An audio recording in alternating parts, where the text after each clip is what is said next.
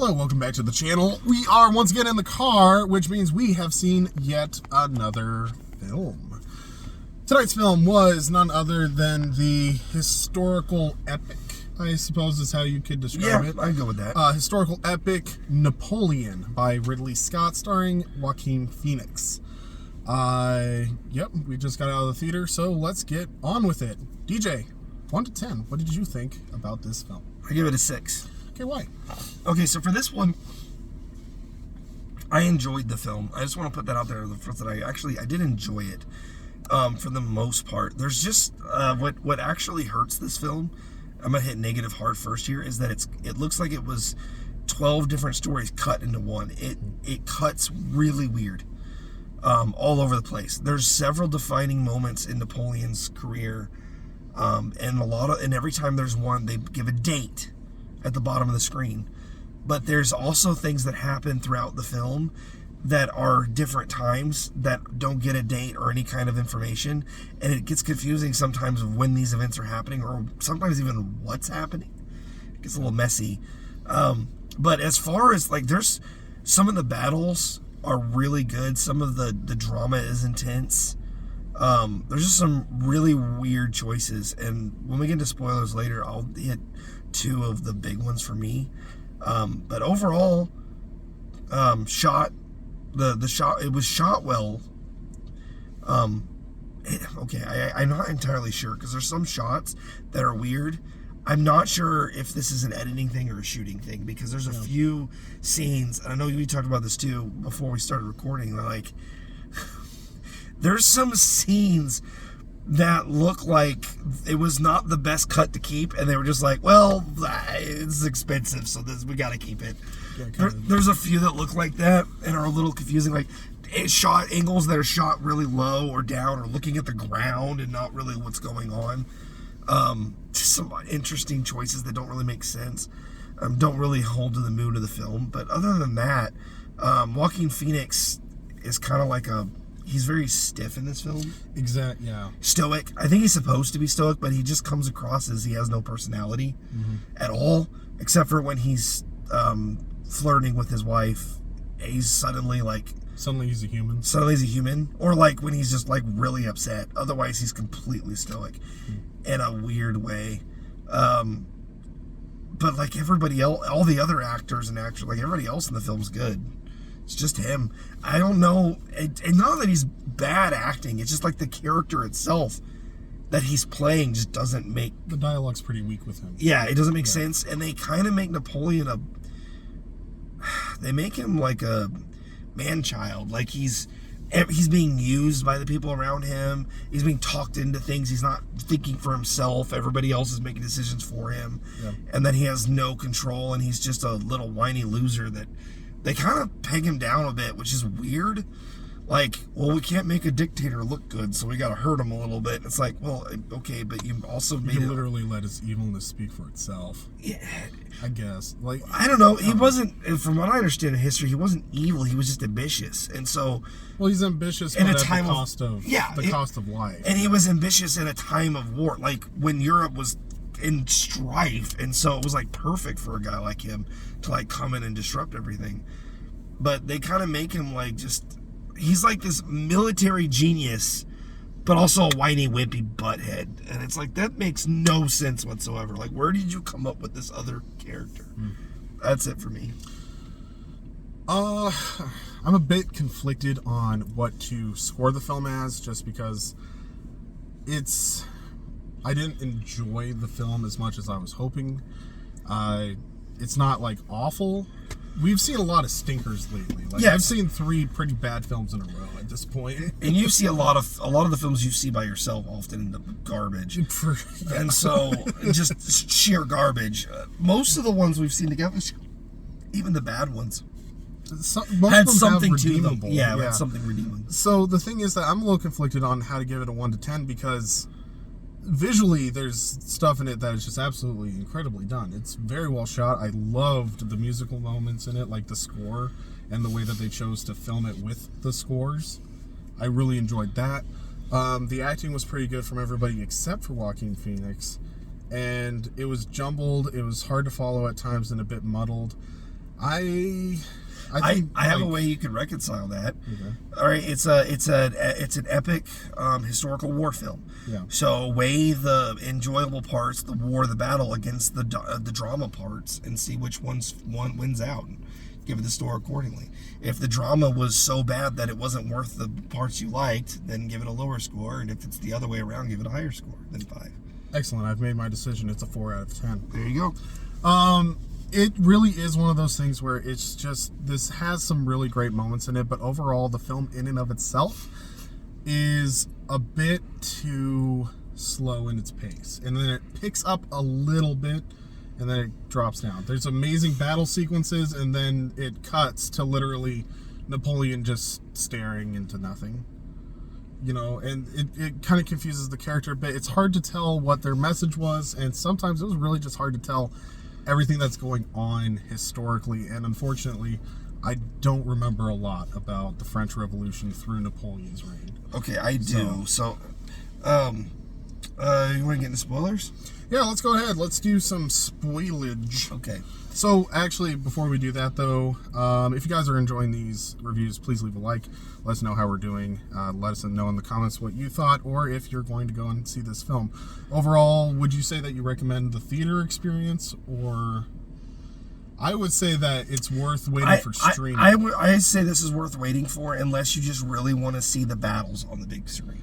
That's true. The sound quality with the battles is very impressive. The sound quality specifically in the battles is really good. Like, you hear the cannons are like, and it feels like you're there watching this battle occur, and you're like, oh crap, I can't do anything. They're all just gonna die. But at the same time, though, that's about 25% of the film. That is correct. So if 25% of the film is worth the sound system, go ahead and do it. Otherwise, we recommend probably just waiting for it to come onto Apple streaming. So with that, spoilers. I cannot believe that in the middle of the Battle of Waterloo, out from the marsh, from the rainy season, comes the creature of the Black Lagoon. And truly, he was the one that thwarted Napoleon's evil plans and brought an end and peace to the realm. I mean, honestly,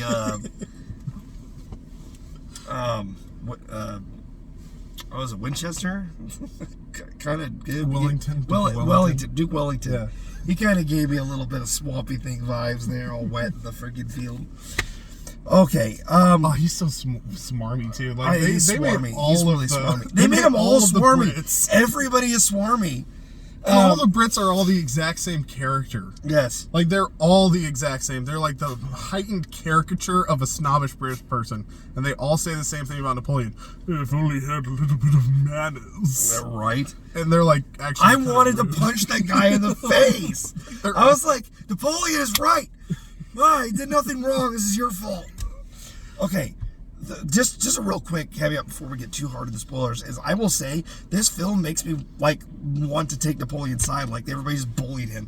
The way this film is shot is like everybody used Napoleon, put him onto the throne, then immediately betrayed him the second he was no longer useful.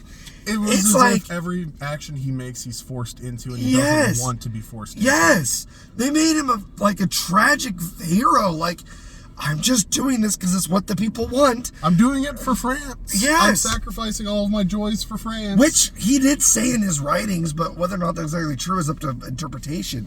But it's like they ran hard in that, but they all just ran hard in that. They made it that everybody else was pushing him. Everybody else's idea. It was never his idea to take charge anywhere. Every single step of his journey of ambition moving up was always someone else telling him to do it. Exactly. The entire film. He never once had an original ambition of idea. He wanted more, but he just waited for someone to give him the opportunity and then took it. He never took initiative, ever. This film could almost have been called The Rest of Europe in the early 1800s. Yeah. Because they were the main characters that drove the entire plot. Yes. Napoleon was pushed along. Yes. Napoleon did nothing wrong.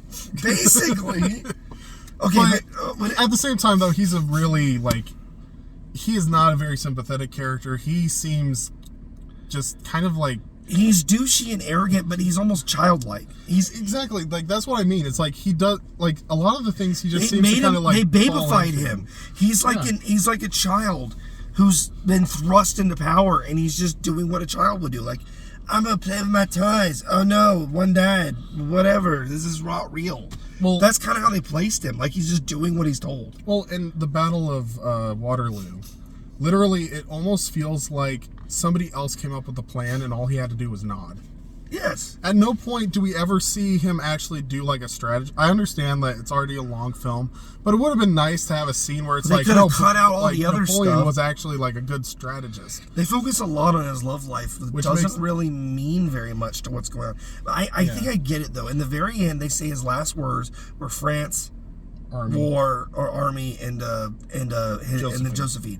So they split the film virtually into 3 parts. It goes the 1/3 of the movie. It's split up in tiny pieces, but if you lay it out, about 1/3 of it is the wars. 1/3 of it is what's going on in France, and 1/3 of it is between him and Josephine. So they just took his last words and split the film that way. The problem is that's not interesting to watch because his love life is weird. And his wife was like, his relationship with him and his wife, I don't know a lot about that. I'm gonna have to go research now to see how accurate that was.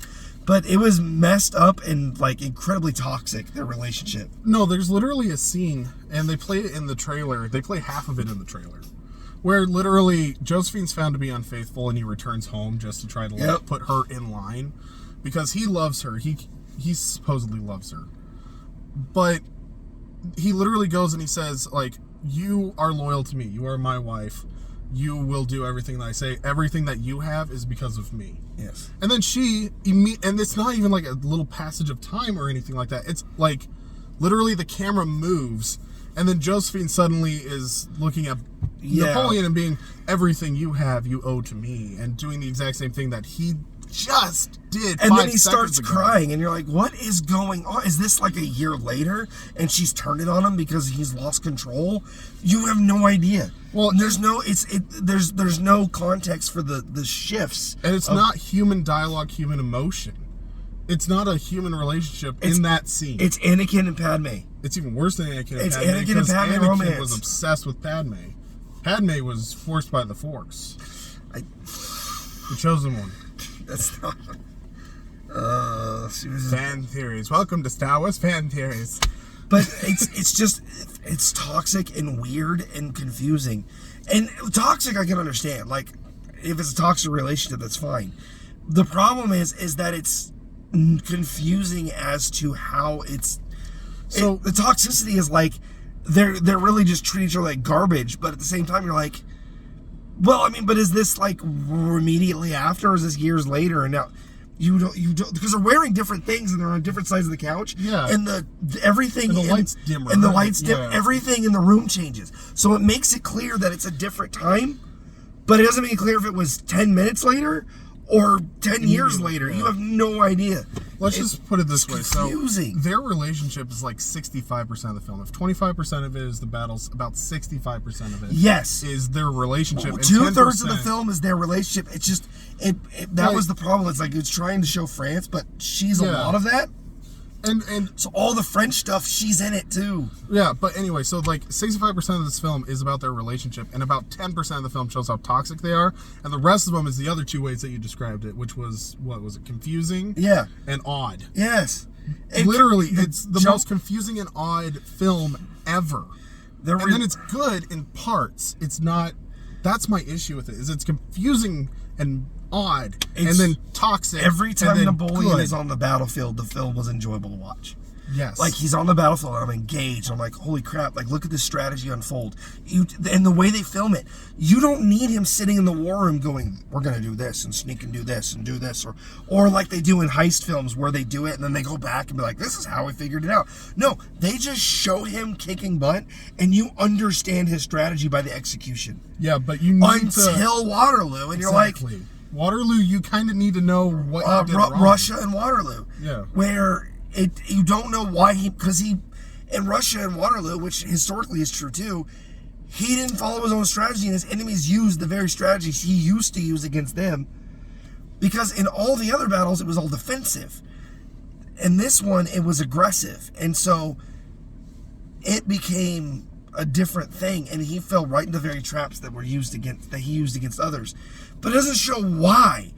You don't understand why. Is it because of the stuff at home? Is it because then towards the end of the movie they make it sound like because his wife was no longer there to clean up his messes, she was actually the one running things. Yeah. But never in the parts where she's there does it ever make that clear either. Yeah, and it's none of it makes any sense with that. Like it doesn't show it in the film. It just says it towards the end like, well, the wife was actually the one running things, and without her, he would have been nothing.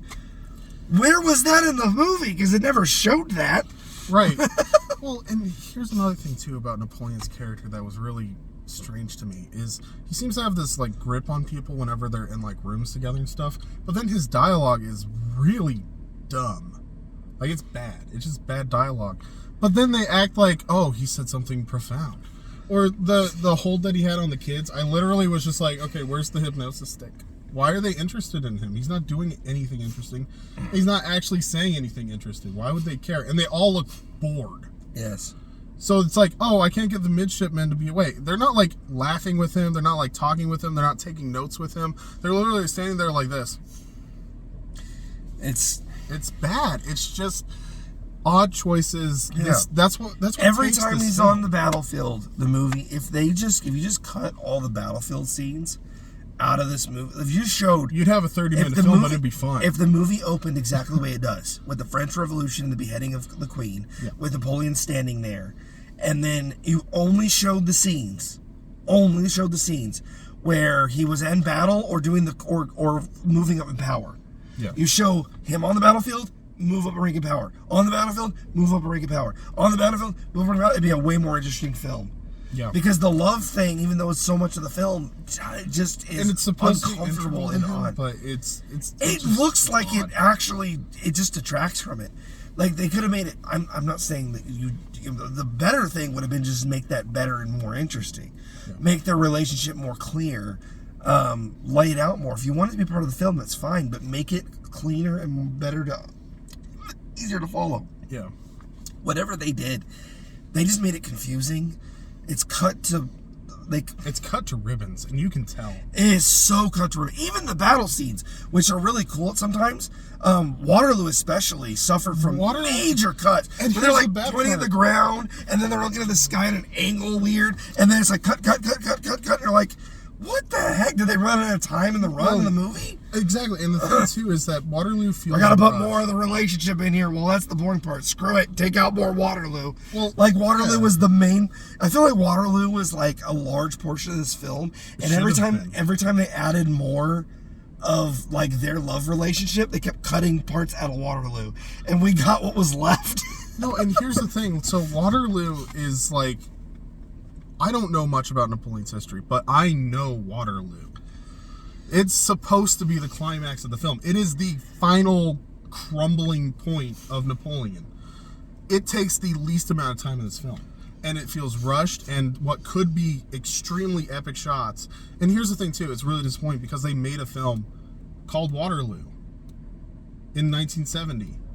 And literally all of the scenes in that movie, Waterloo, are iconic, and they're epic, and they're amazing, and they're incredible.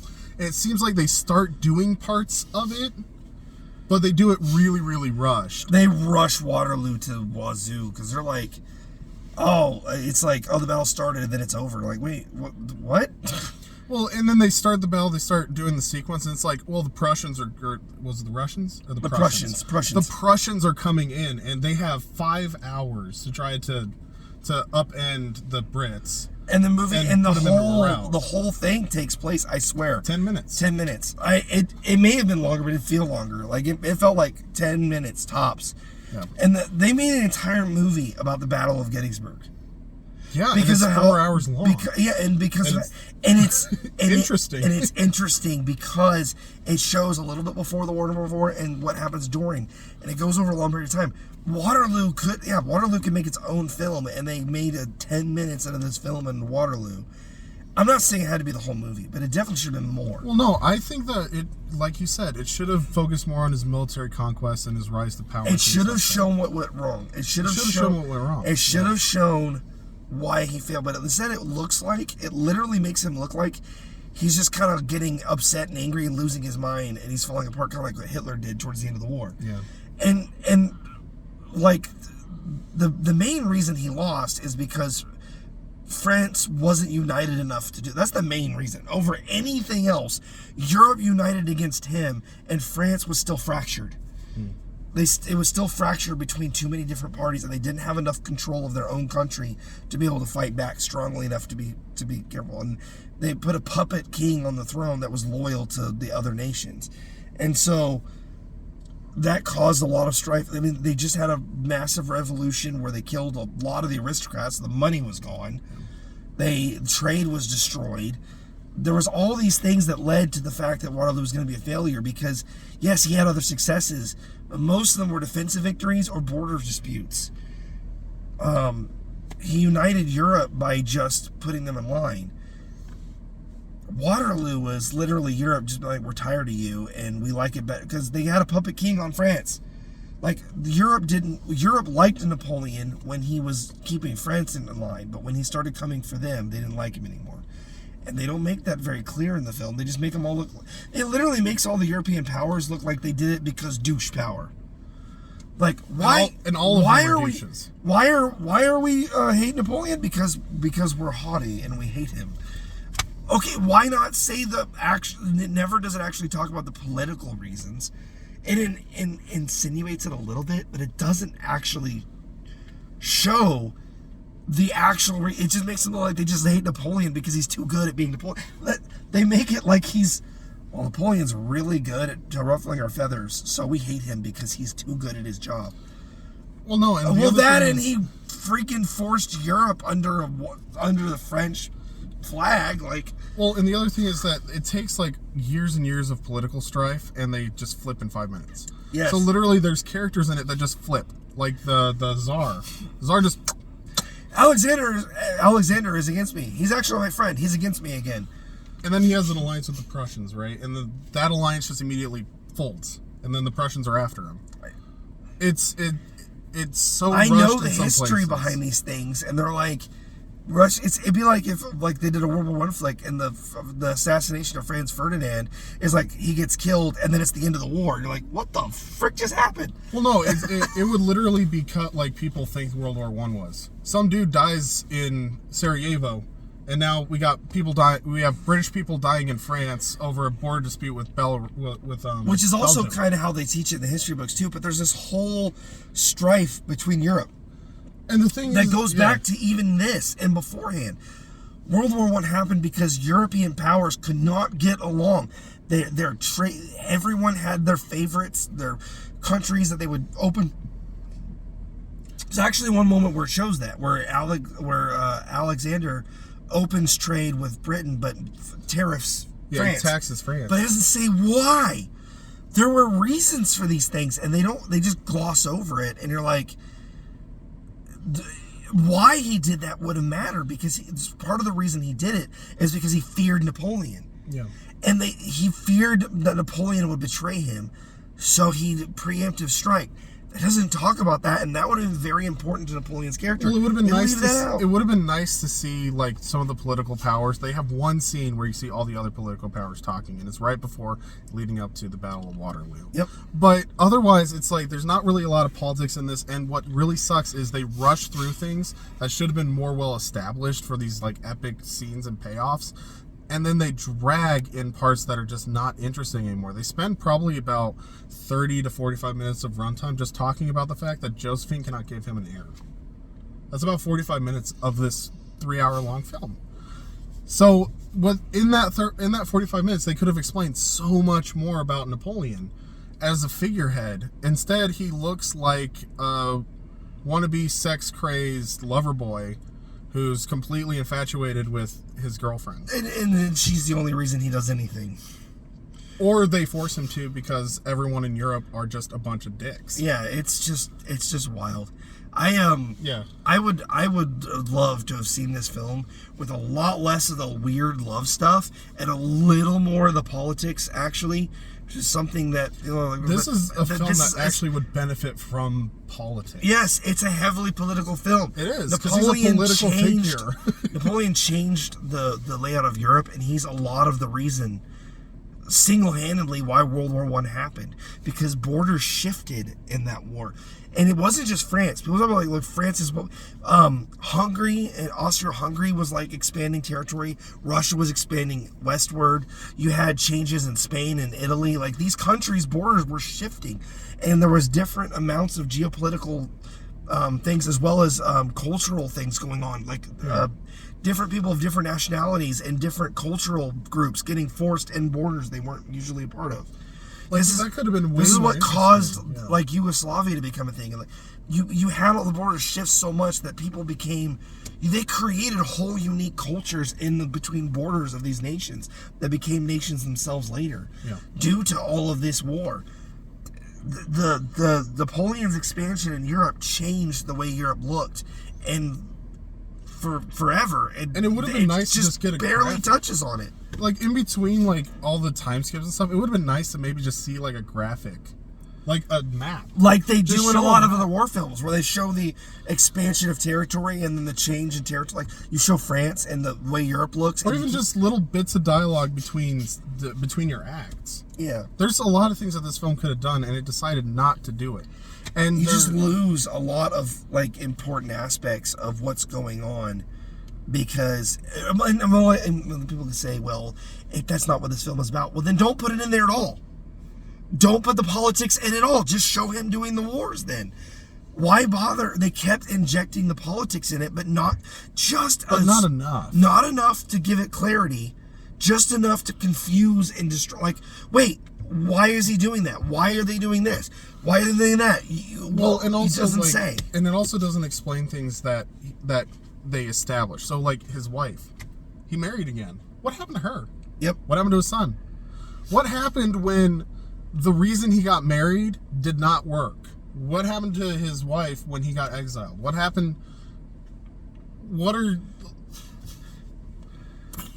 Like, this film a lot of people think that Napoleon died at Elbath. Because it was thought... I remember this. Like, a lot of people at school were like, yeah, he was exiled at Elbath, and then he invaded and got kicked back to Elbath. No, he did not. He went to an entirely different island because the British were basically protecting him, because they put a puppet king. Britain put a puppet king in France, and Napoleon. If they killed Napoleon, it would make him a martyr. Revolution. They did not want to make it. They really did not want to make him a martyr. Well, and they also make it sound like... If he died on the battlefield, it would have been fine. They could have gone away with it. But if they murdered him afterwards, it would be very, very bad. So they kept him alive. And they don't explain that at all. It would have been nice to just have a scene where they literally have to discuss, and they're like, we can't let him live because he'll literally go back, and all of Europe wants his head, and then Britain goes, hold up, wait a minute. Actually, let's be politically savvy here. We have to keep this person in power. They have already put Bonaparte back in power if he's alive. But at the same time, if we make him into a martyr, the revolutionary spirit of France is going to reignite. We're going to get a worse person in charge. That was the reason they put him on, when they put him on the other island, and they monitored all his correspondence, because in Elbath he was writing to his friends, and they encouraged him to come back. It doesn't say that in the film either. Yeah. In the movie, he just decides to come back because of his wife. But he had a ton of encouragement by people in France asking him to come back. Like, people in leadership literally said, France is falling apart. The people will rally behind you. I will meet you if you come. I knew that, and I don't even know European history. The old council, like he was popular in France, and a lot of people say, like, I've heard this said, that his domestic policy screwed him. His domestic policy, he left to the council. He had a council. They handled domestic affairs. He mostly only handled foreign affairs. So he literally, because he knew he wasn't good at it, he's like, you guys minister, I don't understand this stuff. But anyway, France wanted, after the revolution, France fell apart, and every nation around Austria-Hungary, Germany, Britain started eating up pieces of France in order to take for themselves because they could, because they had a power struggle. And Napoleon was the answer to push back and bring their borders back. And that is not shown in the film. Why he's popular? Because he won wars. No, because he literally saved their country from being eaten by the rest of Europe. And then pushed back, when he pushed back and took back territory that used to be French territory that was taken when they were asleep with their pants down, Europe got all prickly about it. Like, yeah, you think was going to happen? They expected France to lay down and take it, and they didn't. And that's not shown, and that's important to his character and what's going on, and it's left out. And here's the thing: that all literally could have been fixed with a map graphic, 4 lines of on the red dialogue, like not even dialogue, just red. I'm convinced it was in the movie, and they took it out for more weird scenes with his wife. Yeah, which is weird, because the other thing too is like all of the written parts in this film, I just have to commend this. Every time that there's writing on the screen, like a black screen and there's writing, it is so creative. It is really cool looking. So it's not like they couldn't with very little. Yeah, it says a lot with very little. So it's like they have the ability to do this. They could have just done that. Not to. They could just put text up in between each of the major events and been like, after this battle, this happened. And they literally could have just written it, and that would have been better than just leaving it open. Exactly. It's just really confusing because they put it at the beginning and at the end. There we go. That actually would have fixed a lot of this film. Even they could have left the weird stuff with the wife, and in between, I say shortening it. Oh, I know, but in between each of the scenes where it's like a major political thing, you make a little note. The powers of Europe struggled with him because of this, this, and this, and this is what was happening, and then it goes back into what's going on, and then boom, you have fixed a lot of the confusion in the film.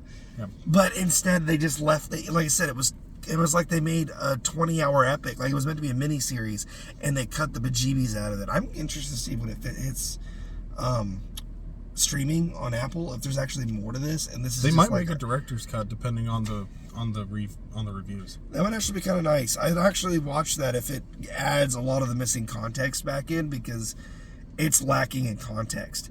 I gave it a 5. I give it a 6. I enjoyed the film overall, but there's so much missing context. If that context was in there, it could have gotten so much better. Yep. More context, less of the weird love stuff, and this could have easily been a 9. Yeah. It's just missed the mark for me, and it kind of upsets me a little bit because it had a lot of potential, and they just kind of squandered it doing, like they got distracted. Like, oh, this is really good. Ooh, shiny. And then, oh, well, now we don't have room for Waterloo. We got to cut more of Waterloo out. Yeah. All right, I'm done. Yeah. Anyway, so yeah, that's our review of Napoleon. It's kind of disappointing. Like, Apple has been releasing like films that seem really, really great, and they have good trailers and premises and stuff like that. But I think the last 2 Apple films we saw was Killers of the Flower Moon and now Napoleon. And there's a lot of similarities between the two as well. Yeah, it's clearly the done main by, characters in both are both people that are like influenced by other people and pushed to do what they're doing. And they're both historical. And they're both historical. Well, not epics. Historical stories. They're both historical stories of real events that happened, and the main characters, all their agency is taken from them. Other people basically control them like a puppet. And I'm like, I feel like a weird thing here. Like, no people ever do bad things on their own. I'll wait for the Apple TV special Hitler, where Hitler was actually controlled by everyone around him, and he had Germany in mind, and he didn't mean for any of that to happen, but it's just those people around him just puppeting him around. Awful. Well, but the other thing too, these characters aren't actually awful. They're awful. These people didn't mean to do it. Well, and the other thing too is like both of these films struggle from different issues with editing. Yes. Like, think about it. Like, Killers of the Flower Moon's issue was that they literally were like, Scorsese, just film it live. No time limit. And then this film, they're just like, Ridley, you need to keep it under 3 hours. You gotta keep it under 3 hours. Just keep cutting from Waterloo. Nobody cares about that crap. It's like they learned the wrong lesson from Flower Moon. They're like, well, that was too long. Cut it. But there's actually, cut it. Well, we can't cut the sex scene, so we gotta guess we gotta cut Waterloo. Waterloo was actually an hour of the film, and they just cut it out. I actually would not have been mad if they put an intermission in, and then we had a full hour of Waterloo. That would have been better. I would have been fine with that, better. Actually. That would have been cool. It would have showed his failure better, because instead you basically just get the two of them staring each other down. Wellington, they recognize each Wellington, other across the field. and then you have Napoleon, and then Wellington, and then Napoleon, and then Napoleon loses. And you're like, what just happened? Yeah, they stare at each other. And We're gonna talk about this forever. We have to stop. that was the ridiculous part when he just puts his sword out, and it's just like, it's clearly him nodding, like, Yo, bro, you did it. and then the Duke You of beat Wellington me. is just like, the battle is won. I am the superior. It's so stupid. Anyway, sorry guys. Thank you guys so much for watching. We really do appreciate you guys. Let us know your thoughts in the comments below, like I already said. If you haven't already, subscribe to the channel, ring the bell for notifications. We do reviews every single week with what we try to gauge as the most popular film, but also ones that we're like actually interested in seeing. We also do different things with classic movies, bad movies, and we're going to start adding some more stuff in the future next year. We're planning on some different things, so it should be exciting, and we hope that you are here with us as we go through. Otherwise, we will see you guys in the next video. Thanks for watching.